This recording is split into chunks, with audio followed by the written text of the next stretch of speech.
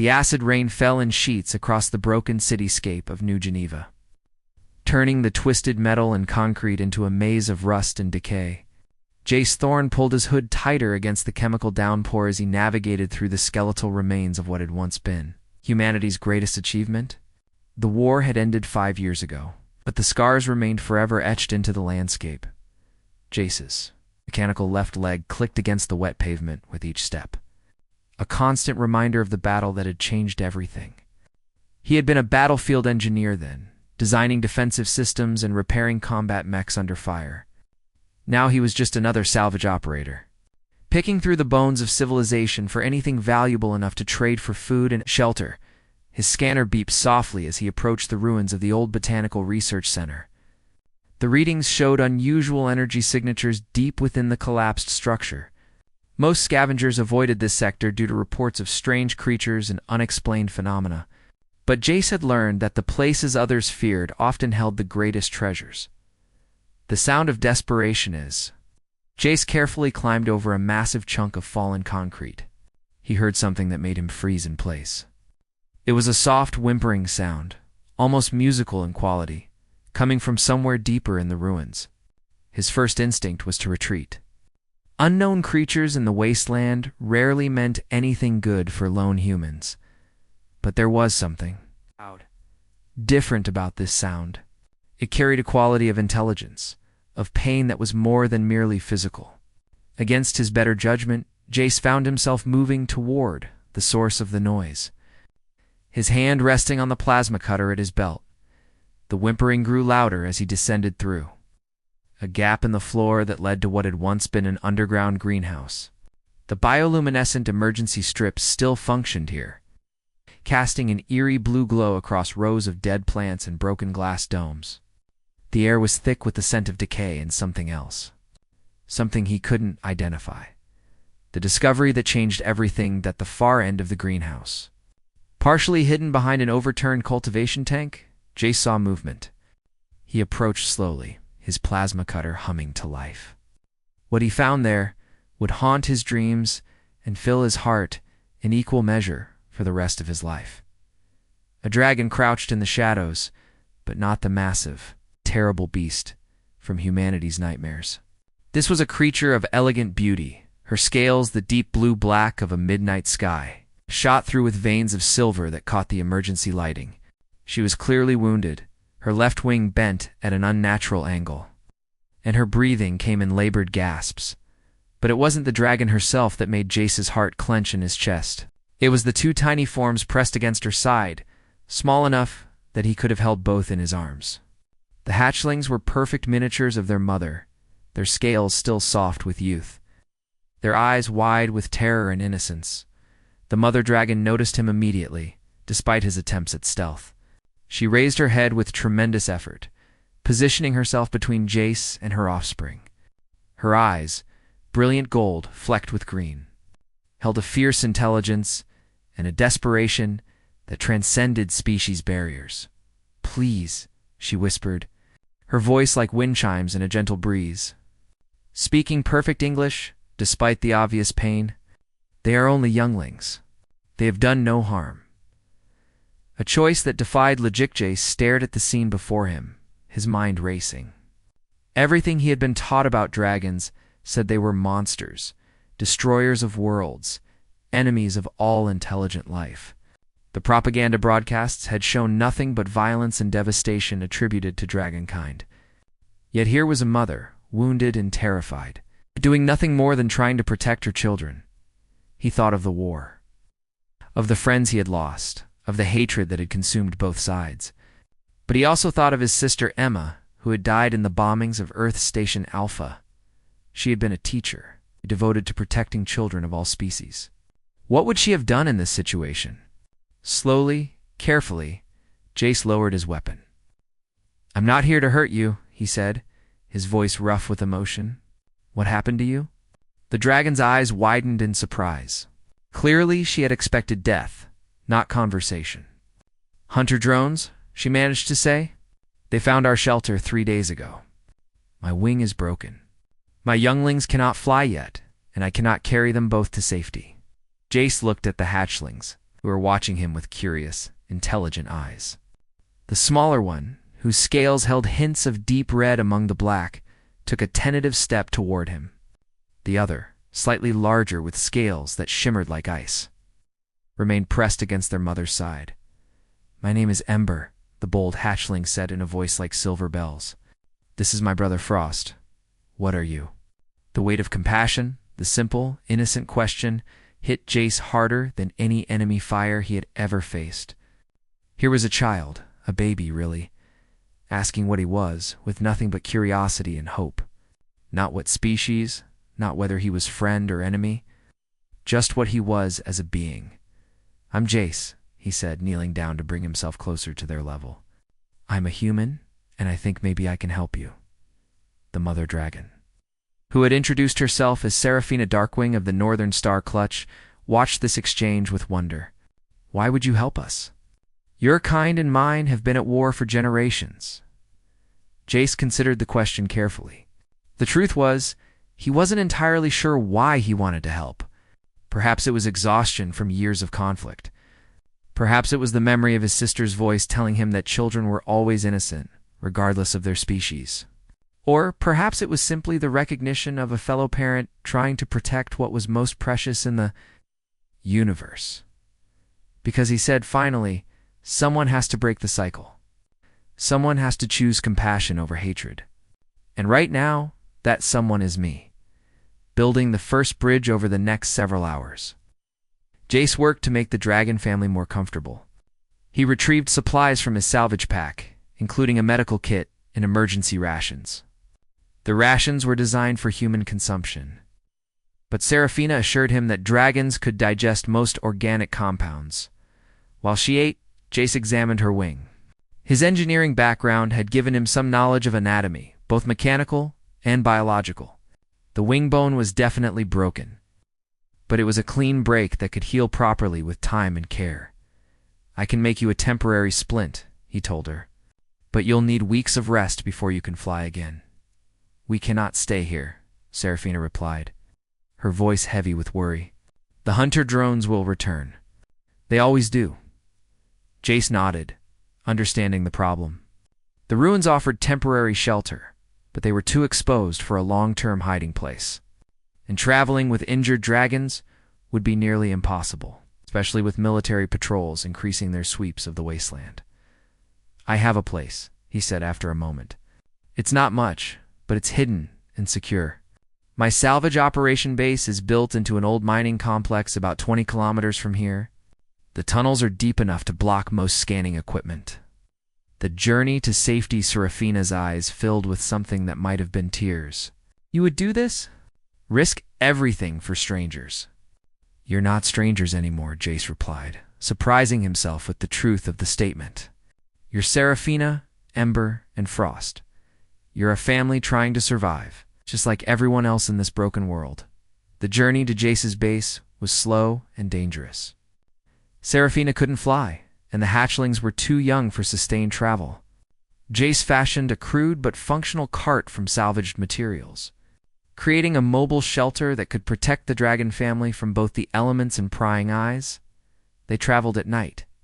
When the hunter drones were less active and the acid rain provided additional cover, Ember proved to be endlessly curious about everything they passed, asking questions about human technology and pre-war civilization.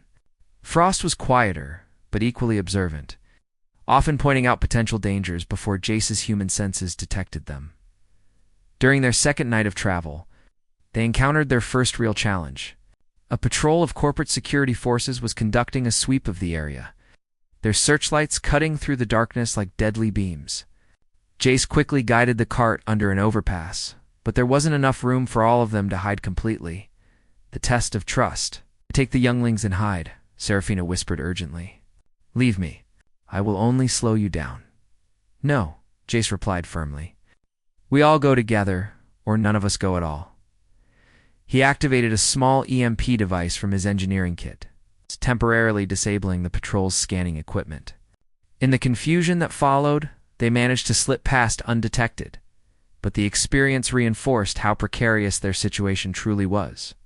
Finally, on the third night, They reached Jace's base. The entrance was hidden behind a carefully constructed facade that made it appear to be nothing more than a collapsed mine shaft. Inside, however, was a surprisingly sophisticated operation. The main chamber had been expanded and reinforced, with living quarters, a workshop, and storage areas carved into the rock.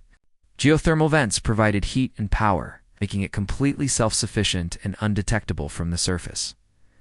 "Welcome to your new home," Jace said as he helped Seraphina settle into the largest chamber. "It's not much, but it's safe." Ember immediately began exploring every corner of the complex, her excitement infectious. Frost remained close to his mother, but watched everything with intense interest. For the first time in days, Seraphina allowed herself to truly relax. The beginning of something new as the days passed, an unlikely routine developed in the underground base. Jace continued his salvage operations during the day, now with a new sense of purpose. Everything he found could potentially be useful for his new family's comfort and safety. Seraphina proved to be an invaluable companion, her knowledge of technology from her homeworld complementing Jace's engineering expertise. Together, they began improving the base's systems, creating a more comfortable and secure environment. The hatchlings thrived in their new home. Ember's natural curiosity led her to become fascinated with human engineering, while Frost showed an amazing aptitude for pattern recognition and strategic thinking. Both were learning to speak human languages with remarkable speed. But perhaps most importantly, the barriers between species began to dissolve. Jace found himself thinking of Seraphina not as a dragon who happened to be sharing his space, but as a partner in the truest sense. Her wisdom, courage, and fierce dedication to her children reminded him of everything he had once believed in before the war took it all away. One evening, as they sat together watching Ember and Frost play with toys Jace had constructed from salvaged materials, Seraphina spoke quietly. "I never expected to find kindness in a human," she said. "My people taught me that your species was incapable of true compassion. My people taught me the same thing about dragons," Jace replied. "Maybe we were both wrong, or maybe," Seraphina said, her golden eyes reflecting the soft light of the chamber, "we're the ones who are right, and everyone else is wrong," as they prepared for sleep that night. Jace realized that his life had been fundamentally changed. He was no longer just surviving in the wasteland. He was building something new, something that might serve as proof that peace between their species was not only possible, but inevitable. The rain continued to fall on the surface above them, washing away the old world bit by bit. But deep underground, in the warmth and safety of their hidden sanctuary, a new kind of family was growing. It's one that might just hold the key to healing a broken universe. 3 weeks after Seraphina and her hatchlings had settled into the underground sanctuary, Jace's early warning systems detected movement near the hidden entrance. He quickly ushered the dragon family into the deepest chamber and sealed the access tunnel before making his way to the surface. Through a secondary exit, what he found waiting for him was not a military patrol or hunter drones, but a lone woman in a battered lab coat, her auburn hair tied back in a practical ponytail. She carried a scanner in one hand and a medical kit in the other, and her green eyes held the sharp intelligence of someone accustomed to solving complex problems. "Are you Jace Thorne?" she asked without preamble. "I'm Dr. Victoria Sterling, xenobiologist. I've been tracking unusual energy signatures in this area, and they led me to your little operation here." Jace kept his hand near his plasma cutter, not trusting this sudden appearance. "Don't know what you're talking about. This is just a salvage operation." Victoria smiled, an expression that held both understanding and determination. "The energy readings I'm detecting are consistent with dragon biosignatures. 3 distinct patterns, actually. 1 adult, 2 juveniles. They've been in this location for several weeks. A dangerous alliance." The revelation that Victoria could track dragons through their natural energy emissions sent a chill through Jace's blood. If she could find them, so could others with the right equipment. But there was something in her manner that suggested she wasn't here as an enemy. "What do you want?" Jace asked carefully. "To help," Victoria replied simply. "I've been studying dragon physiology for years, trying to understand their biology and develop medical treatments. The war has prevented any meaningful cooperation between our species. But if there are dragons here who need medical attention, she trailed off, but her meaning was clear. Jace studied her face, looking for signs of deception.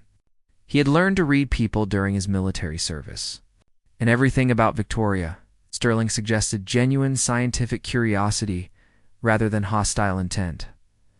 Hypothetically, Jace said slowly, if there were injured dragons in this area, what kind of help could you provide? Victoria's eyes lit up with professional enthusiasm. Bone regeneration therapy, nutritional supplements, specifically formulated for dragon physiology, treatment for scale infections or wing membrane damage. I've been developing these treatments for years, just waiting for a chance to test them under controlled conditions. The introduction after much internal debate. Jace made another choice that defied conventional wisdom. He led Victoria down into the sanctuary, warning her extensively about proper behavior around dragons and especially around protective mothers with young seraphins. Reaction to seeing a human scientist was initially one of fierce suspicion. She positioned herself protectively in front of Ember and Frost. Her good wings spread wide in a threat display that made the chamber feel much smaller. She means to study us, Seraphina said, her musical voice carrying dangerous undertones.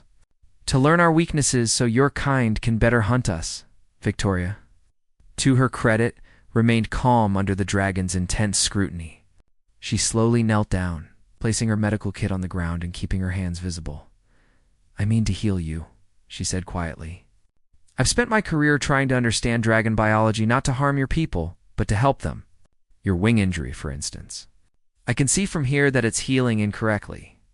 Without proper treatment, you may never fly again. The first treatment, the mention of permanent grounding, struck Seraphina like a physical blow. For dragons, flight was not merely transportation, but an essential part of their identity and spiritual well-being. The thought of never again feeling the wind beneath her wings was perhaps worse than death itself. Victoria noticed the dragon's reaction and pressed her advantage gently. I have bone regeneration compounds that can re-break and heal the wing properly. It's painful, but the alternative is permanent disability. After conferring quietly with Jace, who had somehow become her trusted advisor in matters of human behavior, Seraphina agreed to let Victoria examine her wing. The doctor's touch was gentle but thorough, her trained hands identifying problems that even Jace's engineering knowledge had missed. The break extends into the shoulder joint, Victoria explained as she worked. That's why you're experiencing pain, even when the wing is immobilized. We'll need to do a complete reconstruction of the joint socket as well as the bone itself. The treatment process took several hours and was clearly agonizing for Seraphina. Despite Victoria's efforts to minimize the pain, Jace held the dragon's head while Ember and Frost pressed close to their mother's side, offering what comfort they could. But Victoria's expertise proved genuine. Within days of the treatment, Seraphine's wing began healing properly for the first time since her injury. The improvement in her mood and energy was remarkable, growing bonds as the weeks passed. Victoria became a regular visitor to the sanctuary. She brought medical supplies, nutritional supplements, and most importantly, a wealth of knowledge about dragon physiology that proved invaluable for keeping Ember and Frost healthy as they grew. The hatchlings adored her, fascinated by her scientific instruments and eager to learn about the wider world. Victoria, who had never had children of her own, found herself becoming unexpectedly maternal toward the young dragons. Aunt Victoria Ember proclaimed one day, "Why do humans have such small teeth? How do you eat anything tough?" "We use tools," Victoria explained patiently. "Humans evolved to use our intelligence to overcome physical limitations. Dragons evolved to be physically superior, but also highly intelligent. Different solutions to the same survival challenges." Frost, always the more thoughtful of the twins, asked deeper questions. "Will humans and dragons ever stop fighting? Will we always have to hide?" Victoria exchanged glances with Jace and Seraphina before answering. "That's what we're trying to figure out, sweetheart. Maybe, if enough humans and dragons get to know each other the way we have here, the fighting will stop naturally. The warning Victoria's regular visits eventually attracted unwanted attention. Captain Rex Morrison, a career military officer with an obsessive hatred of dragons, had been tracking what he believed to be a cell of dragon sympathizers operating in the wasteland. Morrison was a man shaped by loss and hardened by years of warfare. His family had been killed in one of the early dragon raids, and he had dedicated his life to what he saw as the complete extermination of dragonkind. He was intelligent, resourceful, and completely without mercy when it came to his perceived enemies. "Dr. Sterling," Morrison said as he intercepted Victoria during one of her trips to the sanctuary. "Interesting research you've been conducting in the wasteland. Care to share your findings?" Victoria kept her expression neutral, though her heart hammered in her chest. "Just studying ecosystem recovery in post-war environments, Captain. Nothing that would interest military intelligence." Morrison smiled, but there was no warmth in the expression. "Everything interests military intelligence these days, Doctor. Especially when it involves unauthorized research on enemy biology." The hunt begins Morrison's suspicions about Victoria, led him to begin systematic surveillance of her activities. He deployed hunter drones to monitor the areas she visited, and used advanced tracking technology to map her movement patterns. It was only a matter of time before he discovered the sanctuary's location. Jace's warning systems detected the increased drone activity, but by then it was too late to relocate the dragon family. Seraphine's wing, while healing, was still not strong enough for sustained flight, and moving Ember and Frost over long distances remained dangerous. "We have perhaps a day before they find the main entrance," Jace told the assembled group. "Maybe less if they're using deep penetration scanners." Seraphine's eyes blazed with protective fury. "Then we fight.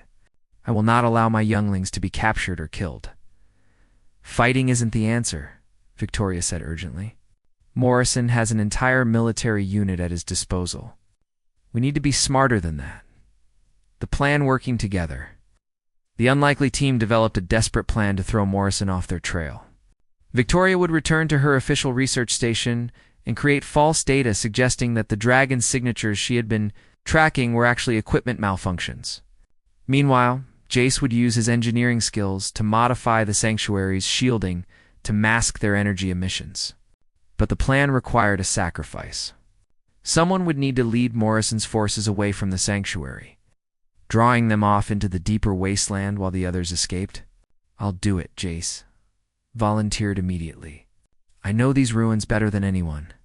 I can stay ahead of them long enough for you to get to safety." "No," Seraphina said firmly. "I will not abandon you as you never abandoned us. We face this together or not at all." Victoria looked at both of them, seeing the bond that had formed between human and dragon, and made her own choice. "There's a third option. I still have security clearance with the research division.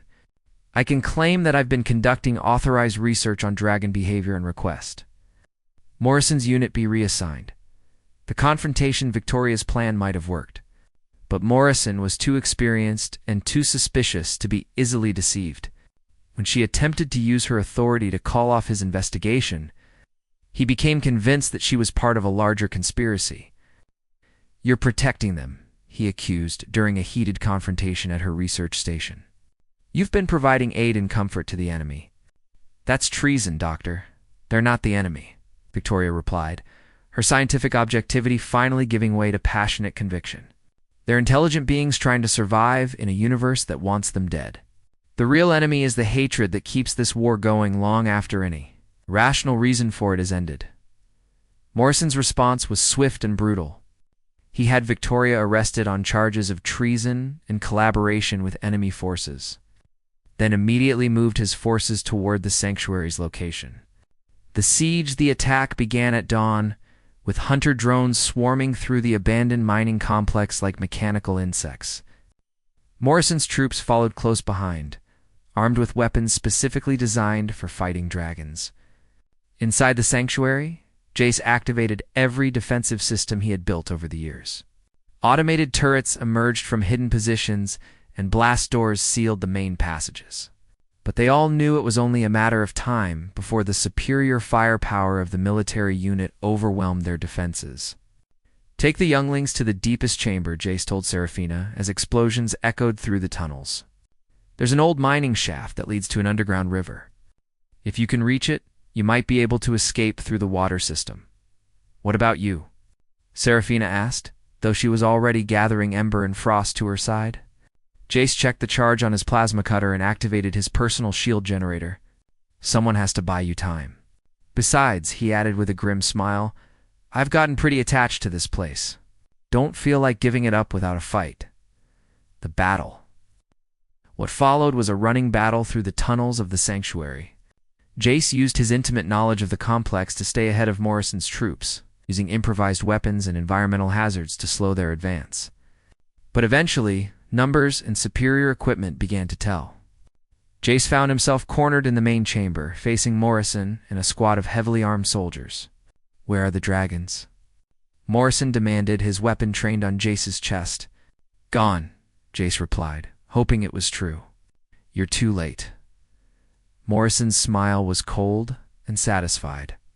We'll see about that. Dragons are emotional creatures, Thorne. They don't abandon their friends easily. When they hear you screaming, they'll come running. The rescue Morrison underestimated both dragon loyalty and dragon capability. Seraphina had not fled with her younglings as Jace had hoped. Instead, she had hidden them in the deepest part of the sanctuary and returned to help him. Her attack came without warning, a blur of midnight scales and silver claws erupting from a ventilation shaft. Her injured wing prevented her from flying, but her natural weapons and armor made her a terrifying opponent in close combat. The battle that followed was brief, but decisive. Morrison's soldiers, trained to fight dragons at range with heavy weapons, were unprepared for close-quarters combat with an enraged mother protecting her adopted family. When the smoke cleared, Morrison lay unconscious under a pile of debris, and his soldiers had fled in panic. Seraphina stood over Jace's wounded form, her golden eyes blazing with protective fury. You should have run, Jace gasped, clutching a wound in his side. Dragons do not abandon their clan brothers, Seraphina replied simply. You are part of our family now, Jace Thorne. We protect our own. New understanding as Jace recovered from his wounds. He realized that something fundamental had changed in their relationship. The formal politeness and careful boundaries that had characterized their early interactions had given way to something deeper and more meaningful. Seraphina spent hours by his bedside, her presence a comfort that went beyond mere friendship. They talked about their lives before the war, their hopes for the future, and the growing bond that neither of them fully understood but both treasured. In dragon culture, Seraphina explained one evening, there is a concept called heart bonding. It is not romantic love as humans understand it, but something deeper, a connection of souls that transcends physical form. What does that mean for us? Jace asked quietly. Seraphina was quiet for a long moment before responding. It means that what we have built here, this family we have created, is something worth fighting for. Worth dying for if necessary? The implications of her words hung in the air between them, unspoken, but understood. They had become something more than allies, more than friends. They had become partners in the truest sense, bound together by shared trials and mutual sacrifice. As Ember and Frost curled up between them for their evening rest, Jace realized that he had found something he hadn't even known he was looking for. Not just a family, but a purpose. Not just survival, but a reason to live. The war between their species might continue to rage across the galaxy. But here in their hidden sanctuary, peace was not only possible, but real. And that, he thought, as he drifted off to sleep, was worth any price they might have to pay to protect it. 2 months after Captain Morrison's failed assault on the sanctuary, an uneasy peace settled over the underground refuge. Victoria had been released from military custody when her research proved too valuable to lose. Though she remained under constant surveillance, Morrison himself had been reassigned to a desk position after his unit's embarrassing defeat at the hands of a single injured dragon. But peace in the wasteland was always temporary.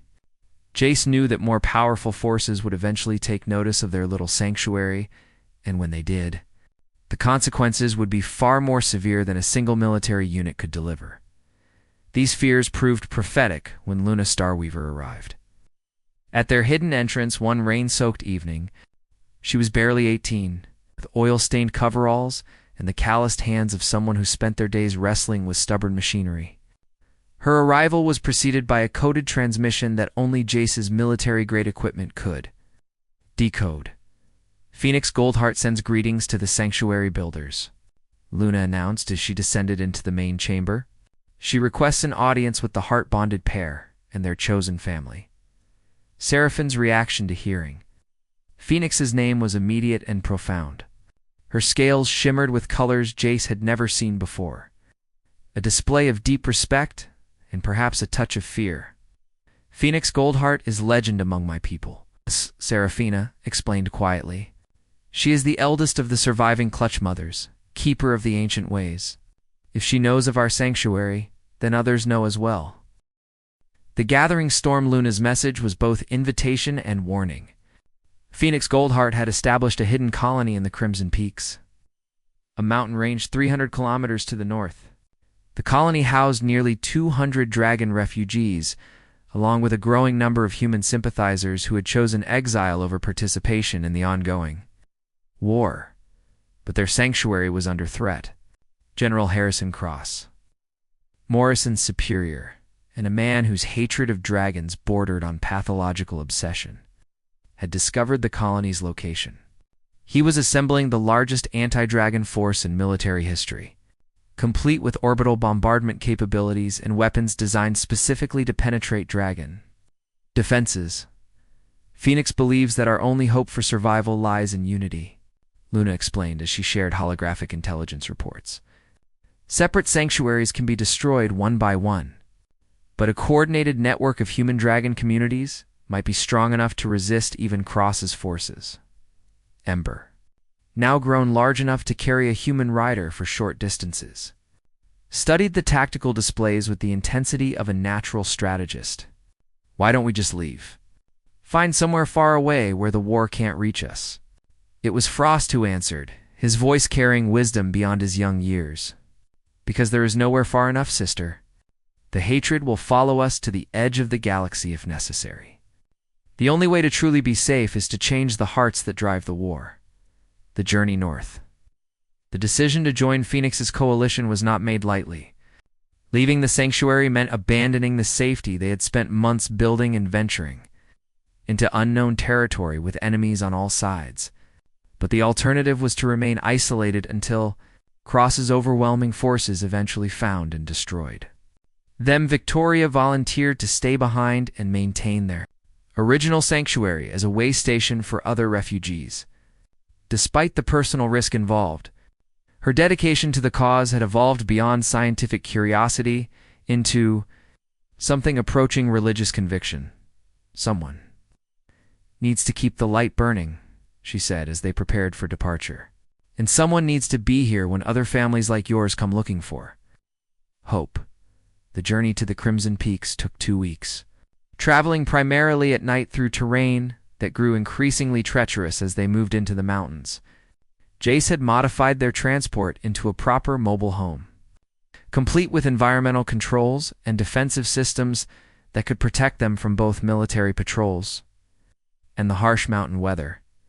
During the long nights of travel, Jace and Seraphina found their relationship deepening in ways neither had expected.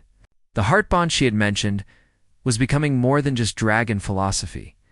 They had begun to move in synchronization, anticipating each other's thoughts and needs with an intimacy that transcended species barriers. "Is this what human love feels like?" Seraphina asked one evening as they camped in a sheltered canyon. Jay considered the question carefully. His relationship with Seraphina was unlike anything he had experienced with human partners. It was deeper than romance, more fundamental than friendship, yet contained elements of both. "I think it's something new," he replied finally. "Something that exists between our species, rather than within either one alone." The hidden colony Phoenix Goldheart's colony was a marvel of engineering and cooperation that exceeded Jace's wildest expectations. Built into the living rock of the mountain peaks themselves, it housed a thriving community that had achieved something unprecedented in galactic history: true integration between human and dragon societies. The colony's architecture, reflected both species' needs and aesthetics. Soaring chambers with crystalline windows accommodated dragons who needed space to spread their wings, while smaller, more intimate spaces provided humans with the coziness they craved. Geothermal systems provided power and heating, while hydroponic gardens and protein synthesis labs ensured food security for both carnivorous dragons and omnivorous humans. But it was the people themselves who impressed Jace most. Human children played games with dragon hatchlings, learning each other's languages and customs with the easy acceptance of youth. Adult humans and dragons worked side by side on everything from engineering projects to artistic endeavors, their different capabilities complementing each other in ways that created something greater than the sum of their parts. Phoenix herself was exactly what Jace had expected from Seraphine's descriptions, yet somehow more. Ancient, even by dragon standards, her scales had faded to the color of old silver, shot through with veins of gold that spoke of wisdom earned through centuries of experience. Her eyes held depths that seemed to contain the memory of ages, and when she spoke, her voice carried the authority of absolute truth. "Welcome, heart-bonded ones," she greeted them in the colony's central chamber. "Your sanctuary in the wasteland has become legend among both our peoples. You have proven that the barriers between us exist only in minds poisoned by fear and hatred." The War Council celebration of their arrival was brief, for Cross's forces were already mobilizing for their assault. Intelligence reports indicated that the general had assembled nearly 10,000 troops, supported by orbital weapons platforms and enough firepower to level entire cities. "He means to end the dragon question permanently," Phoenix explained during the Emergency War Council. "Cross believes that if he can destroy our largest sanctuary, the surviving refugees will lose hope and surrender to processing camps." The assembled leaders, both human and dragon, studied tactical projections with grim determination. The colony's defenses were impressive, but not nearly strong enough to withstand the kind of assault Cross was preparing. Conventional military wisdom suggested immediate evacuation. But Phoenix had other plans. "We do not fight them with weapons," she announced to the surprised gathering. "We fight them with truth." Luna Starweaver stepped forward, her young face set with fierce determination. "We've been working on a project for months, a way to show the galaxy what we've achieved here, what's possible when our species work together instead of destroying each other." The plan was audacious in its simplicity. Using Luna's engineering expertise and the colony's advanced communications array, they would broadcast their story directly to every inhabited world in the galaxy. Not propaganda or military reports, but the simple truth of families like Jace's living and working together in peace. The technical challenges were enormous. Cross's forces would certainly attempt to jam their transmission, and they would need to maintain broadcast capability long enough for their message to propagate through the galactic communication network. But the alternative was to face annihilation in silence, their achievements dying with them in the mountains. Jace found himself at the center of the broadcast preparation, his unique perspective as a human who had chosen dragons over his own species, making him an ideal spokesperson. But he insisted that the real story belonged to all of them, human and dragon alike. "This isn't about me," he told the production team. "It's about Ember learning human engineering while teaching us dragon wisdom. It's about Frost creating art that speaks to both species' souls. It's about Victoria risking her career to heal instead of harm. It's about Phoenix showing us that age-old enemies can become family." The final battle Cross's assault began at dawn on the colony's 3rd anniversary, with orbital bombardment platforms targeting the mountain peaks in an attempt to collapse the entire sanctuary. The colony's shields held against the initial barrage, but everyone knew they could not withstand sustained bombardment for long. Inside the communications center, Luna and her team worked frantically to establish their galactic broadcast, while explosions shook the mountain around them. The jamming attempts were intense, but the colony's communications array had been designed with exactly this scenario in mind. Jace stood before the broadcasting equipment, Seraphina beside him with Ember and Frost at their side. Around them, the diverse community of the colony continued their daily lives with determined normalcy, refusing to let Cross's hatred define their final moments. "My name is Jace Thorne," he began, as the transmission went live. "3 years ago, I was a broken veteran scavenging in the ruins of our war. Today, I stand with my family in a place where dragons and humans have built something beautiful together." The broadcast continued for hours, showing every aspect of colony life. Children playing together, regardless of species. Engineers collaborating on projects that neither could complete alone. Artists creating works that expressed truths too profound for any single culture to contain. As Cross's bombardment intensified, the mountain itself began to shake. But the transmission continued, carried now by relay stations across the galaxy as other communities picked up the signal and amplified it. The turning point, the response was immediate and overwhelming. On hundreds of worlds, people who had never questioned the necessity of the Dragon War suddenly saw images of children playing together, of families formed by choice rather than blood, of communities that proved peace was not only possible, but profoundly beautiful. Military units across the galaxy began refusing orders. Corporate executives found their workforce walking out rather than continue supporting the war effort. Most importantly, dragon refugees who had been hiding in isolation began emerging, seeking the kind of sanctuary that Phoenix's colony represented. Cross himself, watching his own troops begin to desert as the broadcast reached even his command ship, finally understood that he was fighting not just dragons, but the future itself. His hatred had blinded him to the simple truth that evolution, both biological and cultural, could not be stopped by force. New beginnings, the war did not end overnight. Centuries of mistrust and hatred could not be erased by a single broadcast, no matter how powerful. But something fundamental had shifted in the galactic consciousness. The idea that humans and dragons could live together as equals was no longer theoretical but demonstrated fact.